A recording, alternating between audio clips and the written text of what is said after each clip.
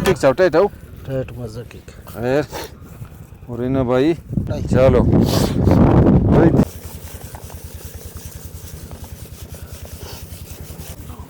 वो कस्टमर बाकी लगी पसंद आ पिता आखता है कुदरती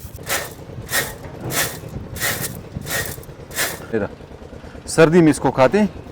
और इसको खुश करके फिर इसी हालत में हाफ ग्रिंड करते हैं। और ये हमारे नोमेडिक जो लोग होते हैं वो जब सिंध जाते हैं अपने माल मवेशी के साथ और जब मौसम बदलता है